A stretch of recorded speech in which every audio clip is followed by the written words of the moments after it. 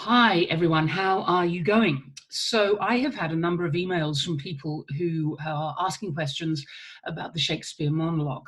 So rather than answer you all individually, because it seems that you're all asking the same questions, those of you who have contacted me, I'm doing this video to talk through the assessment again, so that hopefully any issues or queries can be cleared up. Now, the first thing to say is this. Many of you have just come from school, and some of you have come from private schools where it's the norm for you to have your teachers on call pretty much all the time. And for those of you who were, what shall I say, not obsessed, but you concentrated more than anything else on getting good grades, there is always the temptation that you ask and ask and ask again about instructions so that you can ensure that you're going to get the best possible mark. Well, that's all very well and good. However, when you enter university, you are considered to be an adult, an independent learner. And I want you to start to develop faith and trust in yourself that by following simple instructions, you will be able to do an exercise or a task without having to check every single detail. Now, I don't mind answering your queries. It's my job to do that. But many of the queries that I've had are actually just asking me to reiterate what I have already said or what's on the Moodle page. So please have faith in yourself and also accept that being able to follow simple instructions and have faith that you're following them correctly or in the right order or appropriately, that is one of the learning activities that you should be doing at university. Because when you go into the world and you have a job, no person, no boss over you is going to be prepared to keep repeating the same instructions that have already been given. So I just want to make it very clear. I am really, really happy to answer your queries, to give clarification, because that's my job. But when I have been asked questions which are absolutely answered on the Moodle page, I would just ask you, instead of having to check and double check and sometimes triple check, just trust yourselves. You are all intelligent enough to follow simple instructions. Okay, so let's go through the Moodle site and make it really clear to those of you who have any concerns what the assessment actually is. Okay, so here we say, before class. Now, I have been asked, do you have to present a speech from Shakespeare? Well, the answer to that is yes, because we are studying Shakespeare. There's an awful lot to be gained from looking at other genres, other types of speeches, but there's nothing to be gained by looking at a different style of speech, i.e. a non-Shakespearean speech, when we are studying Shakespeare. So you are expected to find a speech from Shakespeare. Now, looking at this Moodle page, format will be like this.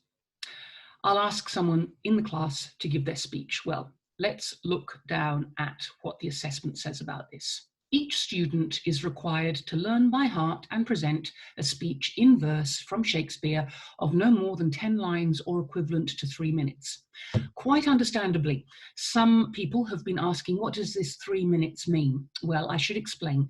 We have to put down that, for instance, this presentation of 10, 11, 12 lines is equivalent to a time or to a word count.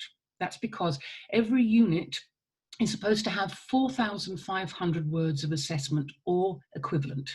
So in drama, of course, we're not asking you to do that, but we have to demonstrate to the faculty that what we are presenting, what we are suggesting as an assessment, is equivalent to a portion of 4,500 words. So when I say here, no more than 3 minutes or equivalent to 1,500 words, you can ignore that. You can absolutely ignore that. And for those of you who have asked me, that was a really good question, because you clearly don't know, you can't be expected to know that we have to put this down as a faculty requirement. The thing you need to concentrate on, 10 lines, and as I said in the classes last week, we can be a little bit flexible about that. 9 lines, 10 lines, 12 lines, that's okay. But don't go over 12 lines, because I would much rather you concentrate on a short but sweet element than try to stretch yourselves too much. Okay, so you have chosen your speech. Some people have asked, what speech should I choose? Well, let's say here, make sure you have chosen a speech. Okay, you're intelligent enough to open up a copy of Shakespeare. There are 32 plays to choose from. So do not ask me what speech. You choose your own speech. If you don't know any Shakespearean plays, you'll see that I had given you last week a list of resources to the productions that we have online. Now, there are many, many productions there, everything from Titus Andronicus, his first play, right the way through to King Lear and The Tempest, his last plays. If you don't know any Shakespeare, watch them. Remember that you're supposed to do up to 10 hours of independent study around every unit.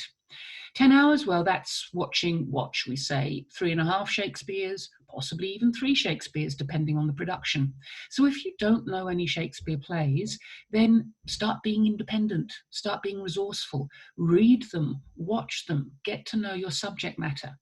It's really important that you do this because this is part of the learning curve. Many of you have only studied Shakespeare at school. Well, that's okay, absolutely fine. There's a lot to be said for that. But it's your independent learning. It's the ability for you to think, okay, I am going to watch King Lear on Stan today, the Richard Eyre, Anthony Hopkins version. If you have Stan, look it up, King Lear. It's a terrific film of the play. Or you think to yourself, okay, I am going to look at Measure for Measure. I've never seen that before. So go online and see if we have an audiovisual copy of it available via online for free resources that we have in our databases. So be proactive. You need to look for these speeches yourself. Do not ask me whether a speech is right or not. Now, some of you have already, and that's fine. Look, I'm not grumpy about that. You know, it's absolutely fine. But I want to say to you guys, it's about you being independent and you being resourceful. So go off and find the speeches yourself because you have an awful lot to choose from. Now, when I have said that a speech is particularly difficult, that doesn't mean to say that you don't tackle it. We had a conversation in class about Lady Macbeth's speech in Act 5 of Macbeth, and I said, no, don't do that. That's the, isn't it funny, I've played Lady Macbeth and I can't remember the lines. Out, out, damn spot speech. You can't do that because it's prose, not because it's too difficult. I mean, it is bloody difficult, believe me, but you can't do that because it's prose. So that's what I meant when I said some speeches you have to avoid. So prose you avoid. If you are uncertain still about the difference between verse and prose, look on last week's Moodle site and you'll see that I recorded the PowerPoint that I did, and that should explain pretty simply what verse is. To go back again, it's dee-dum, dee-dum, dee-dum, dee-dum, dee-dum, the iambic pentameter that we were talking about. Okay, so you choose your speech. As preparation, make sure you have applied the checklist that I've put on the pages for week 7 and 8 respectively. Now, obviously, it's not week 8, so I haven't put the checklist up for week 8 yet. So don't ask me for that until Monday or Tuesday. However, the checklist for week 7, i.e. last week, is there on the Moodle site on the recorded PowerPoint that I did. It's the last page, and it tells you all the things that you need to think about. And those are the things that we discussed last week. Is it verse or is it prose? If it's prose, don't touch it for now. If it's verse, is it regular? Is there a regular iambic pentameter? How do you scan it? What are the thought processes? Are there enjambments or enjambments? How does the speech progress? Those little things that we were talking about. Now, somebody has asked me about pinging a word, or new coining a word, or fresh minting a word. As I said in the classes last week, we are tackling that this week on Monday and Tuesday. We're tackling that next week. So don't worry if you don't understand about pinging or fresh minting or anything like that. We started this week on Monday and Tuesday when we were talking about the taste and the texture and the smell and the color of a word. But next week's sessions, Monday and Tuesday, will be devoted to how you can fresh mint, new coin, ping a word. So don't be asking me right now for what that means, because we'll have an entire class to deal with that. I've been asked, do other students ask questions? No, they don't. So to go back from here, you will present your speech. You will give your speech. Laura or I will then work with you for a little while on the speech to see how you respond to suggestions and direction. So you give your speech, and then I might say, okay, let's look at the first couple of lines. And then we will work together on those first couple of lines to look at things like the rhythm, how you're dealing with the rhythm, how you're dealing with the thought, how you're bringing out the antitheses. If you've forgotten what an antithesis is after the classes on Monday and Tuesday, don't worry, we'll be talking about them again next week. All the elements on the checklist from this week and that I will introduce you to next week, those are the elements that Laura and I will be working with you on. We'll be working with you for about 5 minutes or so, no more, and it will be easy, it will be relaxed, because we do not expect that you will be a brilliant Shakespearean actor just yet. You need to work with people who can help you, and that's what Laura and I are there for. We are here to help you. And as I said before, nobody is more on your side than we are, okay?